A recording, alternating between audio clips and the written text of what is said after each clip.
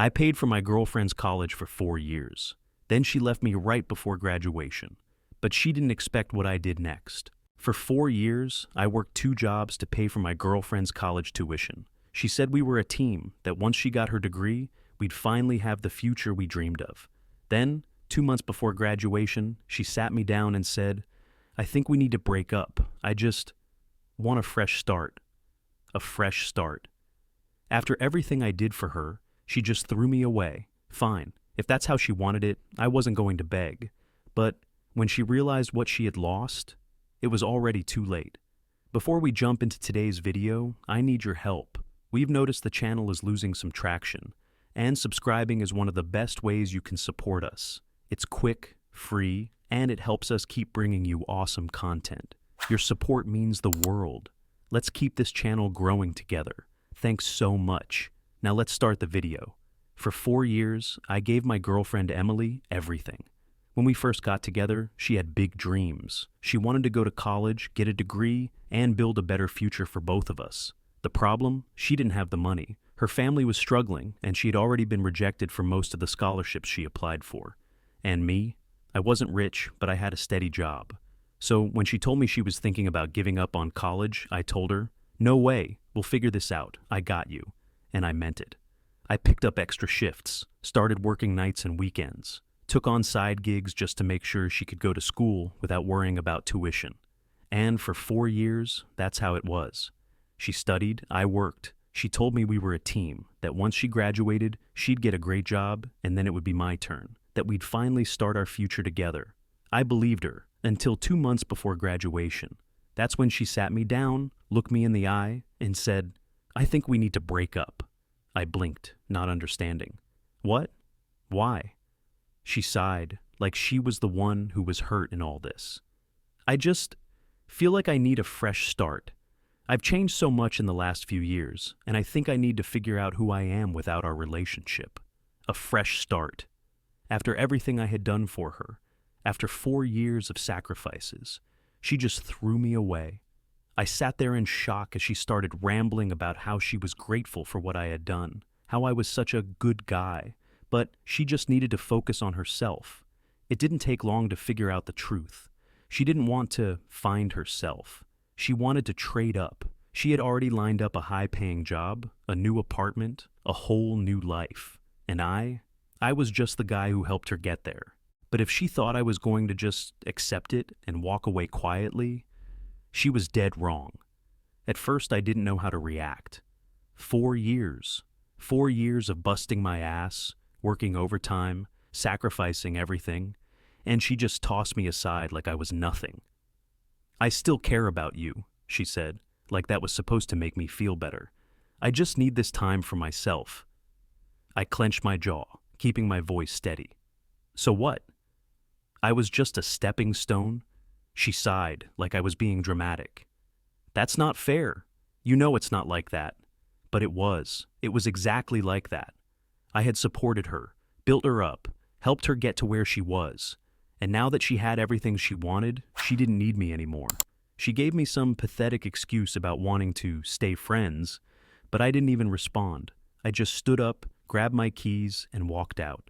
That night, I sat in my tiny apartment, the same one I had been paying for while she lived rent-free in a nice student apartment, and let reality sink in. She had used me, and now, she was about to walk into her perfect new life, acting like I had never existed. But then, something happened. While scrolling through my phone, still fuming, I saw a notification, a LinkedIn update. Emily had just posted about her new job. Excited to start my new role at company name. So grateful for all the support and hard work that got me here. No mention of me, no credit to the years of sacrifice I made to help her get there. That's when it hit me. I had spent 4 years making sure she succeeded, and now it was time to make sure she paid for what she did. I stared at that LinkedIn post, my hands gripping my phone so tight my knuckles turned white. So grateful for all the support and hard work that got me here. Support? Hard work? Yeah, she had support, mine. She had hard work, mine. But now that she was stepping into her fancy new career, she acted like I never existed. I wasn't about to let that slide. I wasn't going to text her. I wasn't going to beg. I wasn't going to have some dramatic confrontation where she could just say, "I'm sorry, but this is what's best for me." I was going to do something better. Because if she thought she could erase me from her success, she was about to get a harsh reality check. The first thing I did, I shut off every financial lifeline she had. She was still on my phone plan, canceled it. She was still using my Netflix, my Hulu, my Spotify, changed all the passwords. But the biggest one, her student loan payments. See, Emily didn't have the best credit. When she needed loans for school, she didn't qualify on her own. So, guess who co-signed? That's right, Mr. And while I had been the one paying them down every month, her name was still on the paperwork, handled her own finances before. She was in for a rude awakening, but that wasn't enough. See, Emily had one last secret, her new job offer, the one she was bragging about. I had connections there. She didn't know it, but one of my old high school friends, Ryan, worked in management at the same company. And when I sent him a text, just casually asking about Emily's new position, he called me immediately. "Wait, Emily? The one you've been with for years?" "Not anymore," I said. "Dude," he muttered. I had no idea. She talked about how hard she worked to get here, how she did everything on her own. Never even mentioned you. I laughed, shaking my head. "Sounds about right." Ryan sighed. "Man, I hate to be the one to tell you this, but she's been talking to one of the senior guys here for months. That's probably why she broke things off." I felt my stomach turn. So that was it. She didn't just leave me. She had been lining up her next step before even walking out the door. It wasn't about a fresh start. It was about trading up. I took a deep breath. "Listen, I don't need you to do anything crazy, but if she lied about me, what else do you think she lied about?" Ryan was quiet for a moment. Then he let out a low chuckle. "Got it. I didn't ask for details. I didn't need to. Emily thought she had won. She thought she could throw me away and step into her perfect new life. But by the time she realized everything was crumbling beneath her, it would already be too late. A week passed. I didn't reach out to Emily. I didn't check her social media. I didn't even think about calling her. But then, she called me. I saw her name flash on my screen and just stared at it for a second. I wasn't surprised. I knew what was coming, so I let it ring, then ring again. Finally, she left a voicemail. "Hey, I just noticed my phone got shut off. I think there's a mistake because I thought we were still on the same plan. Can you call me back, please?" I smirked. A mistake? Yeah, the mistake was thinking I was going to keep paying for her life after she kicked me to the curb. I deleted the voicemail. The next day, another call, another voicemail. "Hey, I can't log into my Netflix or Spotify. Did you change the passwords? I was just hoping to use it for a little longer until I get everything set up." Until she gets everything set up. She really thought she could break up with me, move on, and still use me as a financial safety net. Not happening. So, again, I deleted the voicemail. Then, 2 days later, I got the call I was really waiting for. This time, her voice was panicked. "Okay, look, I don't know what's going on, but I just got a notice that my student loan payment is overdue. I thought we had an agreement. Why did you stop paying?" I finally texted back. "Not my problem anymore. Enjoy your fresh start." I didn't get a response. Not immediately, at least. But the real fun? That happened a week later. I was sitting at home when my friend Ryan texted me. "Dude, you won't believe this." I raised an eyebrow and texted back. "What happened?" Then, he sent me a screenshot. It was an email. From Emily. And it wasn't good.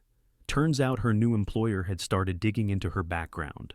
And after some internal discussions, aka Ryan casually letting the right people know about her actual history, the company decided they had concerns about her application. Her job offer was revoked. I let out a slow breath, rereading the email 3 times just to let it sink in.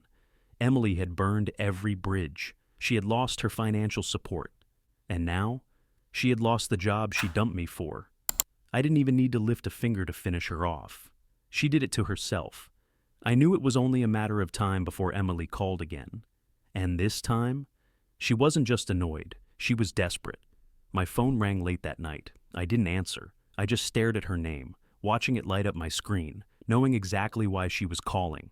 Then came the voicemail. "Please, just call me back. I need to talk to you." I smirked. I bet you do. A few minutes later, another voicemail.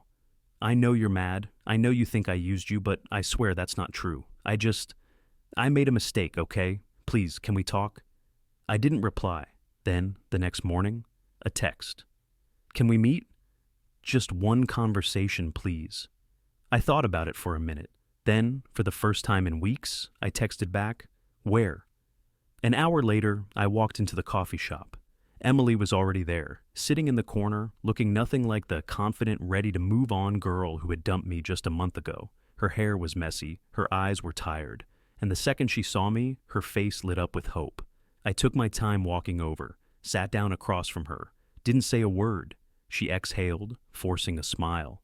Hey, she said softly. Thanks for coming. I leaned back in my chair. What do you want, Emily? She fidgeted with her hands. Look, I know I hurt you, and I know I probably don't deserve to ask for anything, but I lost my job offer, and my credit is messed up now because of the loans. I need some help getting back on my feet. I raised an eyebrow. You mean like the help I gave you for 4 years? Her face crumpled. I know, she whispered. I screwed up. I just didn't think it would turn out like this. I chuckled, shaking my head. You didn't think, period. She swallowed hard. I just need a little support, that's all. I don't have anyone else I can turn to. That hit me harder than I expected, because she was right. Her perfect new life, it was gone. And now, the only person she could turn to was the one she threw away. Please, she said again, just help me and I swear I'll pay you back. I stared at her for a long time. Then finally I said, no. Her eyes widened. What? You heard me, I said. I'm not helping you, not anymore. You made your choice, Emily. Now you get to live with it. She let out a shaky breath. You don't mean that, she whispered. I smirked. Oh, I do. Then I stood up, tossed a few bucks on the table for my coffee, and walked out the door. She didn't follow me, because deep down, she knew she had finally lost. As I walked out of that coffee shop, I felt something I hadn't felt in a long time. Relief. For 4 years, I had carried Emily on my back. Every shift, every late night, every sacrifice. I had done it all for us, only to find out that us had only ever existed in my head.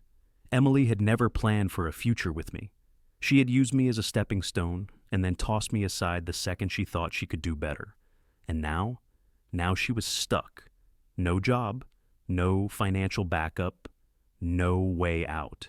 She had traded up and lost. And the best part? I didn't even have to do anything. She had destroyed her own future.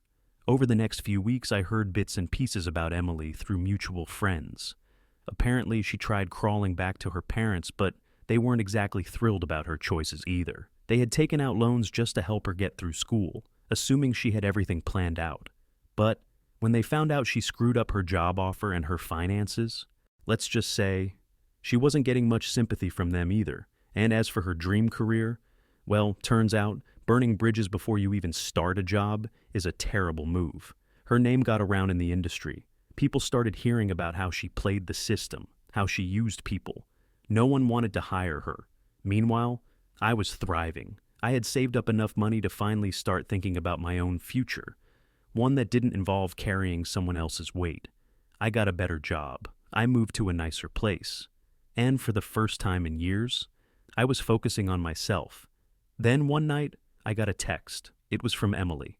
Hey, I know you probably don't want to hear from me, but I just wanted to say I'm sorry for everything. I really messed up, and I understand why you don't want anything to do with me. I hope you're doing okay. I stared at the message for a long time. Then I simply replied, I am. And that was it. I didn't need revenge. I didn't need to drag her down. She had already done that to herself. And me, I was finally free. After I sent that last text, just 2 words, I am, I put my phone down and didn't think about Emily again, because for the first time in 4 years, I didn't have to. I wasn't waking up at 5 a.m. to work extra shifts so she could focus on school. I wasn't stressing over bills while she planned for a future that didn't include me. I wasn't sitting around, waiting to be enough for someone who had already decided I wasn't. I was done. And that realization, It felt better than any revenge I could have planned. Emily had played herself. She had gambled on a better life without me, and she lost. And me, I had won in the best way possible, by moving on. A few months passed. My savings account looked better than ever. My new job was going great. And one day, I met someone new. She wasn't like Emily. She had her own goals, her own life. She didn't expect me to carry her. She wanted to walk beside me. It was different. It was real. And it showed me just how toxic my past had been. Emily had never loved me. She had needed me. And the second she thought she didn't anymore, she was gone. But now, I had someone who wanted me for me.